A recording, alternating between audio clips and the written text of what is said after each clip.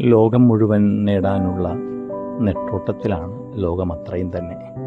ഈശോ ചോദിക്കുകയാണ്, ഈ ലോകം മുഴുവൻ നേടിയിട്ട് നിൻ്റെ ആത്മാവ് നഷ്ടപ്പെട്ടു പോയാൽ എന്ത് പ്രയോജനം? ലൂക്കയുടെ സുവിശേഷം 9-ാം അധ്യായത്തിൽ നിന്നാണ് ഇന്നത്തെ സുവിശേഷം. കുരിശുമെടുത്തുകൊണ്ട് അവൻ്റെ പിന്നാലെ ചെല്ലാൻ ഈശോ സ്നേഹത്തോട് ഓർമ്മിപ്പിക്കുകയാണ്. ലോകത്തോടുള്ള മൈത്രി ദൈവത്തോടുള്ള ശത്രുതയാണെന്ന് യാക്കോബിൻ്റെ 4:4 നമ്മളെ ഓർമ്മിപ്പിക്കുന്നു. ദൈവത്തോട് മൈത്രി പുലർത്താനുള്ള കാലഘട്ടമാണ് നോമ്പ് കാലഘട്ടം. ഇവിടെ ഈശോ പറയുകയാണ്, ആത്മീയ കാര്യങ്ങൾ ശ്രദ്ധിക്കണം.